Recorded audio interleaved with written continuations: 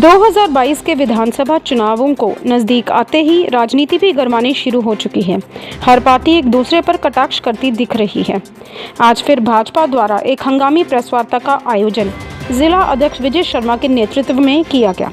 वहीं प्रेस वार्ता का निशाना आज पठानकोट विधायक अमित विज बने। पिछले दिनों विधायक द्वारा एक निजी चैनल में दिए गए इंटरव्यू के दौरान शहर के विकास कार्यों पर बात की गई थी। उन्हीं विकास कार्यों का खुलासा आज भाजपा नेताओं द्वारा किया गया। वह उनसे जवाब भी मांगा।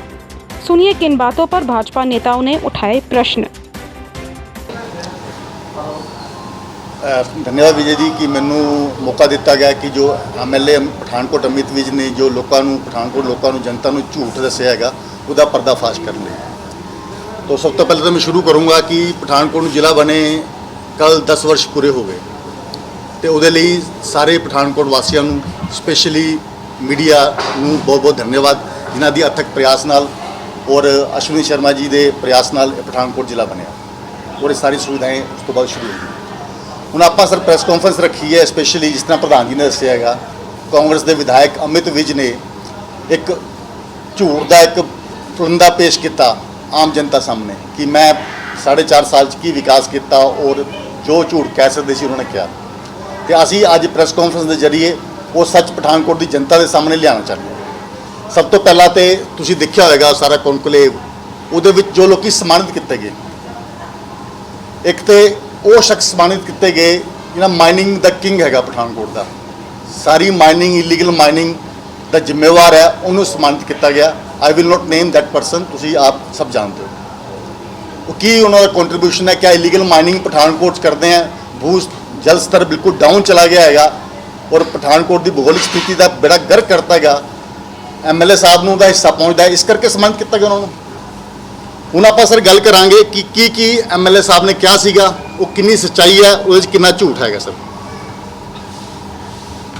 एक तो सर सब तो पहला आपां गल करांगे MLA साहब ने कित्थों शुरू किया सीगा कि मैं जब छोटा था बचपन में करथोली महल्ले मेरा पुराना घर था, वो बरसात आती थी मैं गलियों में घूमता था, पानी में खेलते थे।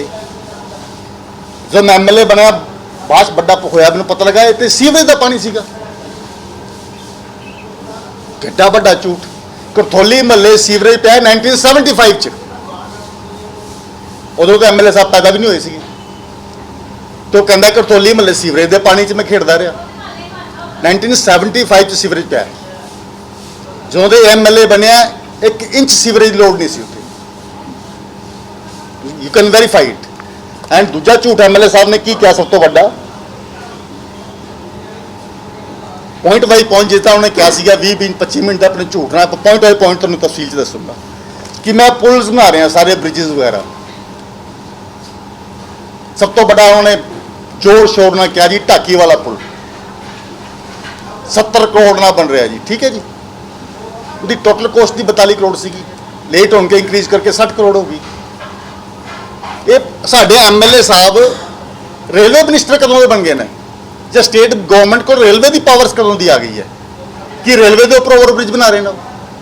That is approved by central government. Efforts किदे ने, BJP के, भारतीय जनता पार्टी पठानकोट के, अश्विनी शर्मा जी के, भारतीय जनता पार्टी पठानकोट की टीम के, सनी देओल के साढ़े MP साहब ने जिन्हें लगातार कोरस्पोंडेंस की और काम चलता रहा। उस तो पहले विनोद खन्ना जी ने इतने प्रयास करते रहे। टोटल कॉस्ट 70 करोड़ रुपए है और जो रेलवे का पार्ट है जिथे रेलवे के उपर ब्रिज पैना है वो कॉस्ट 50% रेलवे ने बेयर करनी है।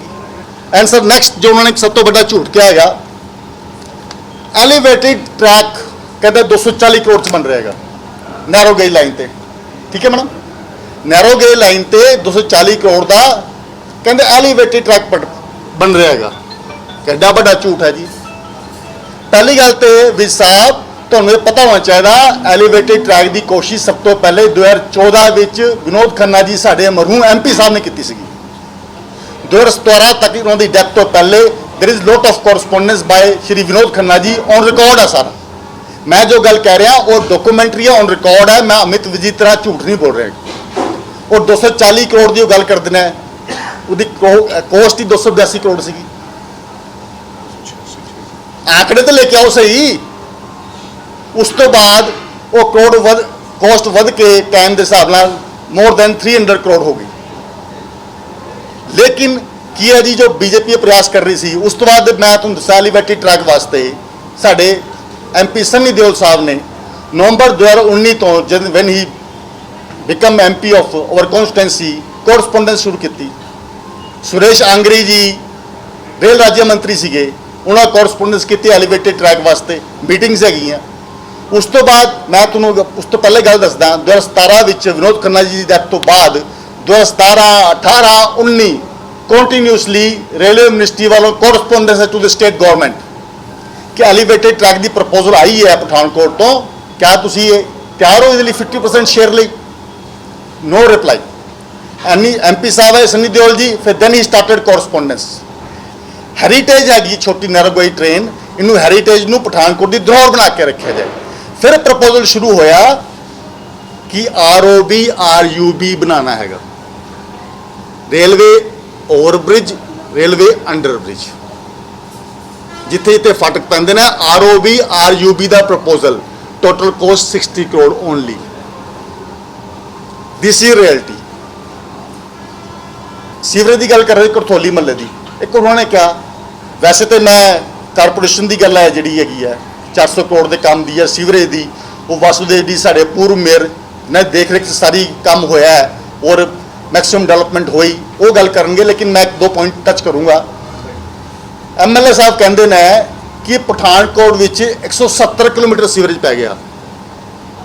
हसी आदि सुन के थोड़ी 170 किलोमीटर रिकॉर्डेड है उन्होंने, मैं कोई ऐसी गल नहीं कर रहा जी फैक्ट्स एंड फिगर्स तो परे हो। कहते पठानकोट में 170 किलोमीटर सीवरेज पै गया। मैं तो रिप्लाई कोई नहीं आ रहा इस गल का, की कहूँ। 170 किलोमीटर पठानकोट च, वो पूरे पंजाब की गल करके कि पठानकोट की गल करके ने। एंड सर दूजी गल हैगी है, एक कहते कि पठानकोट विच असीं ना डाइट इंस्टीट्यूट बनाता, सानू भी लोकेशन भेज दो कितने है। सारी सिटी च असीं CCTV कैमरे ला रहे हैं। महिला सुरक्षा इज बहुत इंपॉर्टेंट हैगी, महिला सुरक्षा इतने सारा पठानकोट सुरक्षित है। कदे सुनिया सीगा कि पठानकोट च सरेआम तलवारबाजी हुई है? सुनिया सी कदे? इस 4.5 साल तो पहले एक इंसीडेंट दस दो मैनू, जिहड़े मर्जी MLA रहे हो, जिहदी मर्जी सरकार रही हो, कि पठानकोट च सरेआम तलवारबाजी हुई हो, दसो मैनू। वो MLA साहब पूरा शहर ही सुरक्षित हैगा, महिलाएं सुरक्षित नहीं हैगियां। और इस पॉइंट पे नैक्सट प्रेस कॉन्फ्रेंस करांगे आपां, विद फैक्ट्स एंड फिगर्स में गल कर रहे हैं, पूरी ईमानदारी नाल, पूरे विश्वास नाल, पूरी सच्चाई नाल, कि पिछले 4.5 साल का जो क्राइम ग्राफ है, क्राइम ग्राफ कितना पता लगता सिटी का? मीडिया द्वारा सरेआम तलवारबाजी या FIRs, जिन्हें 4.5 साल च FIR हुई है, पिछले 10 साल च नहीं हुई पठानकोट। ये तो डिफरेंट प्रेस कॉन्फ्रेंस करांगे, क्राइम की गल करांगे, सिर्फ डाटे ना गल कर रहे हैं। मैं कहते भी सुरक्षा CCTV कैमरे लगाते, हद हो गई यार झूठ दी। MP लैंड तो सन्नी देओल साहब ने 30 लाख रुपए जारी किया है, ऑलरेडी इंस्टॉलेशन हो चुकी है ऑन दी और every entry point of the city, 30 lakhs, बाकी काम चल रहे हैं। एडा झूठा MLA, इन्ना बेवकूफ समझा पठानकोटियों को। तू कहता पठानकोट लोग कुछ नहीं जानते, तो जो मर्जी बोल दोगे, सुन लांगे, मन भी लाओगे। कहते जी पठानकोट से जी मैं वादा किया सी, मीडिया वाले ने पूछा कि आपने कहा था 15,000 रोजगार और 10,000 करोड़ की इन्वेस्टमेंट लेके आऊंगा, क्या सी ना इलेक्शन चुने। कहता जी रोजगार की गल बात करूंगा, वो जी सिंगापुर च रोड शो करना सीगा, सिंगापुर च रोड शो, तो कोविड करके परमिशन नहीं मिली, ये हो गया, तो रोड शो नहीं कर पाए। इन्वेस्टमेंट ਲਈ सिंगापुर च रोड शो करना है। मैं इस गल ते की कहां, I have no words, I have no words. Investment लियानी है पठानकोट च, सिंगापुर च रोड शो करना है, को 50-60 अकल ते पर्दा पै गया, कह की रहे ने। सिंगापुर जाके टीम ਨੂੰ रोड शो करना है, वो परमिशन नहीं मिली, शायद हो अगे कर देंगे रोड शो। कमाल है, इन्वेस्टमेंट का नवा तरीका ईजाद किया हैगा। एंड सर नैक्सट की है सर, और की कहते इन्वेस्टमेंट लिए रोड शो तो आ गई, पेप्सी प्लांट में लेके आया। पेप्सी प्लांट में लेके आया, कदों ली सी जमीन उन्होंने जी, पेप्सी वाले ने जी, कदों का काम शुरू होया? खन्ना जी के टाइम च ली है। This is the prayas of Khanna ji, efforts of Khanna ji. हाँ, कमाई जरूर की होगी पैप्सी तो उन्होंने। और की कहते ना, पैप्सी च मैं जी 1500 तो 2000 रोजगार दे दिता जी। ठीक है जी, उत्थे क्या पहले भी कई बार कहते पैप्सी प्लांट विच मैं लेके आया, वो की लेके आया तो सारे को पता है कौन लेके आया, वो कहना की होना, 1500 तो 2000 रोजगार मैं पैप्सी दिता जी। वो MLA साहब तरस खाओ अपनी बुद्धि ते, सानू भी बख्शो। 200-250 एम्पलॉई है सारा उत्थे।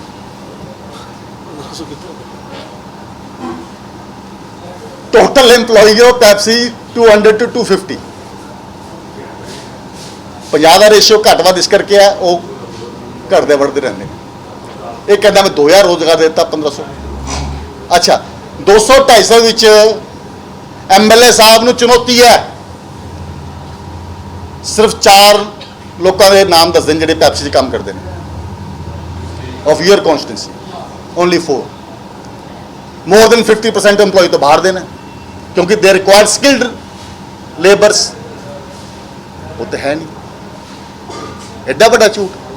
1500-2000 उत्थे देता, 1500 रुपये मैं वो की कहते हैं रोजगार मेला उस देता। गिना दो थानू 10 दे नाम दे दो, या सिर्फ 10 दे, ओपन चैलेंज कर रहे हो, सिर्फ 10 दे नाम दे दो, असी काबिज हो गए जी। This was semi final of MLA election. MLA साहब इलैक्शन किड्डा होया सब जानते हैं। पठानकोट वर्गे छोटे जिले च पार्टी नू, बीजेपी पार्टी नू मजबूरन कंप्लेंट्स करनी पई। मोर देन 60 कंप्लेंट्स हैं, 60 कंप्लेंट्स धक्केशाही प्रशासन की। 2 कंप्लेंट्स MLA अमित विज के खिलाफ ने, 2 कंप्लेंट्स तुहाडे डिवीजन नंबर 2 SHO के खिलाफ ने, 2 कंप्लेंट DSP रजिंदर के खिलाफ है, जिन्होंने सम्मानित किया। शायद इस गल का रिवार्ड दिता दे तो आया उन्होंने, क्योंकि तुम धक्केशाही च उनका साथ दिता। सब मोर देन 60 कंप्लेंट्स पठानकोट है की है। तुम पिछले 50 साल का जिन्हें मर्जी रिकॉर्ड कढ़ा लो, कदे किसी इलैक्शन च इन्नी कंप्लेंट्स इन्नी धक्केशाही नहीं हुई होनी। इलैक्शन की गल कर दो, अपना वार्ड तो हार गए। ये सारा जो झूठ का पुलंदा है, ये MLA साहब ने बोलिया है। जो उन्होंने गल की सी, असी word by word point by point उन्होंने सच सामने लिया है। और जो मैं गल कर रहा पूरी जिम्मेवारी ना, पूरी ईमानदारी ना कह रहा, इसका सारा रिकॉर्ड है और सारी गल है। और मैं चैलेंज करता MLA साहब न कि जो अगर एक मिनट सर जितने भी गलत है, ही इज ऑलवेज इनवाइटेड कि आप किसी ने बह के वार्तालाप कर ली, डिबेट कर ली। सर साडे जिले के नवनियुक्त प्रवक्ता प्रदेश कार्यकारिणी के मैंबर एडवोकेट कुलभूषण मनहास जी ने बड़े वधिया और सुचज्जे तरीके दे नाल जिहड़ा झूठ MLA अमित विज ने परसों किसी चैनल के स्टेज के उपर बोलिया, वो बारे तुहानूं सारिआं नूं जानकारी दी। जिला अध्यक्ष जी साडे विजय शर्मा जी और साडे जिले की लीगल सैल के इंचार्ज राजदीप जी, ये सारे भी साथी जिहड़े और महामंत्री विनोद तिमान जी भी इस प्रैस कॉन्फ्रेंस ने।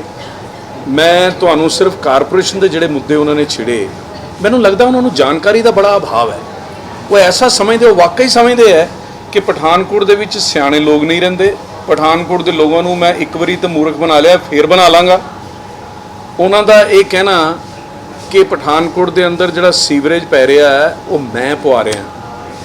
ये कोई भी तुहाडे चों ऐसा नहीं हैगा, मैं सबनों लगभग जानना, रजनीश जी भी बैठे हैं, होर सीनियर लोग जिहड़े बैठे हैं, सब लोग बैठे हैं। ये इन्हों पता कि सीवरेज किस योजना के अंदर पै रहा।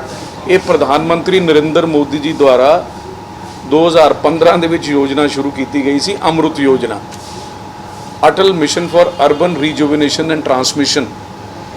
इस योजना के अंतर्गत पठानकोट का नाम आया सी, जिहदे विच 100 करोड़ रुपया सीवरेज के उपर खर्च होना सीगा। उस स्कीम के अंदर सीवरेज पठानकोट के अंदर पै रहा। पठानकोट एक वाहिद शहर जे जिहदे विच कारपोरेशन के एरिए दे विच कितना वाधा होया, ਔਰ ਪਠਾਨਕੋਟ ਦੇ ਜਿਹੜੇ ਏਰੀਆ ਬਾਕੀ ਬਚੇ ਸੀ ਉਹਨਾਂ ਦੇ ਵਿੱਚ 123 ਕਰੋੜ ਦਾ ਕੰਮ ਪਠਾਨਕੋਟ ਦੇ ਅੰਦਰ ਸੀਵਰੇਜ ਦਾ ਚੱਲ ਰਿਹਾ। ਤੁਹਾਡੀ ਜਾਣਕਾਰੀ ਦੇ ਲਈ ਜਿਹੜਾ ਆਖਰੀ ਟੈਂਡਰ ਸਫਲ ਹੋਇਆ ਜਿਹਦਾ ਅੱਜ ਕੰਮ ਹੋ ਰਿਹਾ, ਮੈਂ ਤੁਹਾਨੂੰ ਸ਼ਾਰਟ ਦੇ ਵਿੱਚ ਗੱਲ ਦੱਸ ਰਿਹਾ, ਉਹ ਫੈਬਰਵਰੀ 2020 ਦੇ ਵਿੱਚ ਫੈਬਰਵਰੀ 2020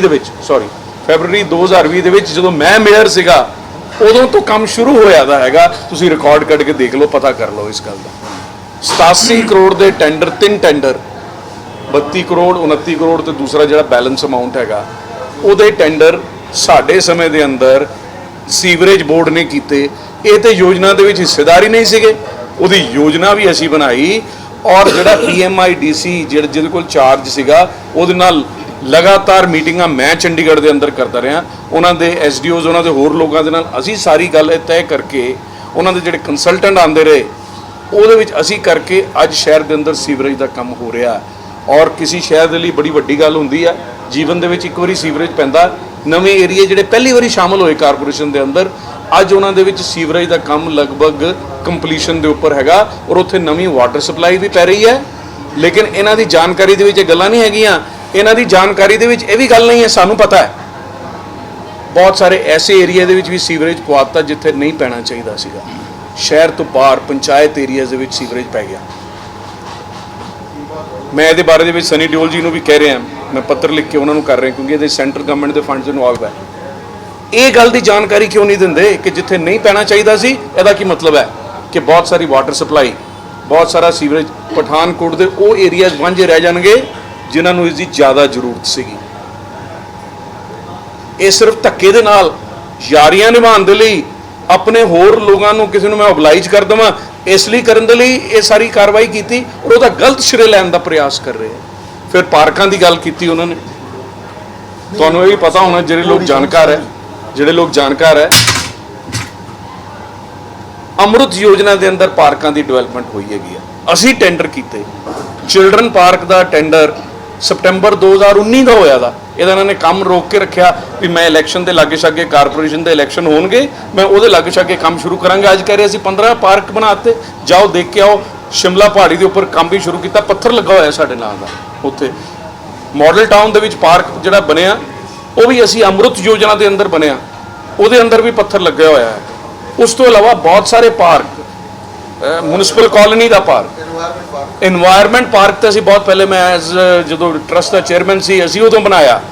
ਮੇਰਾ ਕਹਿਣ ਦਾ ਮਤਲਬ ਇਹਨਾਂ ਦੀ ਜਾਣਕਾਰੀ ਦਾ ਕਿੰਨਾ ਅਭਾਵ ਹੈ। ਔਰ ਇਹਨਾਂ ਨੂੰ ਹੋਰ ਦੱਸ ਦਿਆਂ, ਮੈਂ 2016 ਦੇ ਅੰਦਰ ਜਿਸਲੇ ਅੰਮ੍ਰਿਤ ਯੋਜਨਾ ਸੈਟਲ ਹੋਈ ਪਠਾਨਕੋਟ ਦੇ ਲਈ, ਮੈਂ ਬਿਨਾਂ DPR ਤੋਂ 15 ਟਿਊਬਵੈਲ ਜਿਹੜੇ ਸੀਵਰੇਜ ਬੋਰਡ ਨੇ ਪਠਾਨਕੋਟ ਦੇ ਅੰਦਰ ਲਗਾਏ, ਉਹ ਅਸੀਂ ਲਗਾਏ। ਅੱਜ ਉਹਦੇ ਕਾਰਨ ਪਠਾਨਕੋਟ ਨੂੰ ਪਾਣੀ ਦੀ ਕਮੀ ਪੂਰੀ ਹੋ ਰਹੀ ਹੈ। ਇਹ ਮੈਨੂੰ ਦੱਸਣ, ਅਸੀਂ ਆਪਣੀ ਟੈਨਿਓਰ ਦੇ ਅੰਦਰ 19 ਟਿਊਬਵੈਲ ਪਠਾਨਕੋਟ ਦੇ ਅੰਦਰ ਲਗਾਏ। ਇਹਨਾਂ ਨੇ ਇੱਕ ਵੀ ਟਿਊਬਵੈਲ ਉਹਦੇ ਬਾਅਦ ਜਿਹੜਾ ਹੈਗਾ ਜਦੋਂ MLA ਬਣੇ, ਹੁਣ ਛੋਟੇ ਲੱਖ ਰੁਪਏ ਦੇ ਛੋਟੇ ਬੋਰਵੈਲ ਲਗਾਉਣ ਦਾ ਪ੍ਰਯਾਸ ਇਹ ਲੋਕ ਕਰ ਰਹੇ। ਔਰ ਸਿਰਫ ਕ੍ਰੈਡਿਟ ਲੈਣ ਦੇ ਲਈ ਕਿ ਮੈਂ ਇੰਨਾ ਕੰਮ ਹੈ 400 ਕਰੋੜ ਦਾ, ਕਿਤੇ 400 ਕਰੋੜ ਦਾ। ਇਹਨਾਂ ਦੇ ਆਪਣੇ ਨੇਤਾ ਪੁੱਛ ਰਹੇ ਆ, ਮੈਂ ਨੇਤਾ ਦਾ ਨਾਂ ਨਹੀਂ ਲੈਣਾ ਚਾਹੁੰਦਾ, ਤੁਹਾਨੂੰ ਸਾਰਿਆਂ ਨੂੰ ਪਤਾ ਹੈ। ਉਹਨੇ ਪੁੱਛਿਆ, ਚੈਨਲਸ ਦੇ ਉੱਪਰ ਆ ਕੇ ਪੁੱਛਿਆ, ਇਲੈਕਟ੍ਰੋਨਿਕ ਮੀਡੀਆ ਰਾਹੀਂ ਪੁੱਛਿਆ ਕਿ ਮੈਨੂੰ ਦੱਸ ਦਿਓ 400 ਕਰੋੜ ਦੇ ਕਿਹੜੇ ਕੰਮ ਪਠਾਨਕੋਟ ਦੇ ਅੰਦਰ ਤੁਸੀਂ ਕਰਵਾ ਰਹੇ ਹੋ। ਔਰ ਗੱਲ ਕਰ ਰਹੇ ਸੀ, ਮੈਂ ਸੁਣਿਆ ਕਿ ਜੀ ਉਹ ਪੁਰਾਣੇ ਮੇਅਰ ਨੇ ਤੇ ਕੋਈ 2-2 ਲੱਖ ਦੇ ਟੈਂਡਰ ਜਿਹੜੇ ਕਰ ਦਿੱਤੇ ਔਰ ਮੈਂ ਜਿਹੜਾ ਹੈਗਾ 6 ਕਰੋੜ ਦੇ ਟੈਂਡਰ ਕਰਤੇ।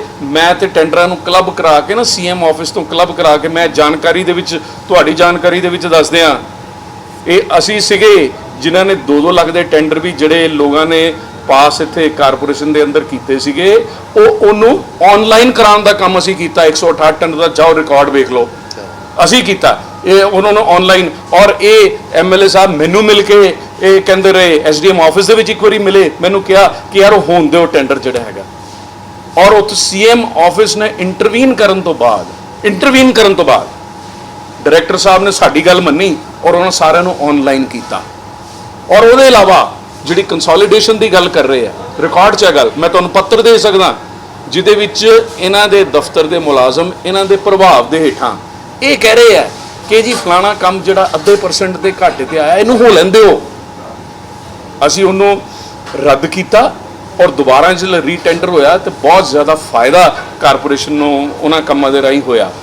ਇਹਨਾਂ ਨੇ ਇੱਕ ਕੰਮ ਜ਼ਰੂਰ ਕੀਤਾ, ਇਹਨਾਂ ਨੇ ਸਾਡੇ ਪਾਸ ਕੀਤੇ ਦੇ ਕੰਮ ਨੂੰ ਡਿਲੇ ਕਰਨ ਦਾ ਕੰਮ ਇਹਨਾਂ ਨੇ ਜ਼ਰੂਰ ਕੀਤਾ ਤਾਂ ਕਿ ਪਠਾਨਕੋਟ ਸ਼ਹਿਰ ਚੰਗੀ ਸੁਵਿਧਾ ਤੋਂ ਚੰਗੇ ਕੰਮ ਤੋਂ ਵਾਂਝਾ ਰਹੇ। ਮੈਂ ਇਹਦਾ ਕ੍ਰੈਡਿਟ ਲੈਣ ਦੇ ਵਿੱਚ ਕਾਮਯਾਬ ਹੋ ਜਾਵਾਂ।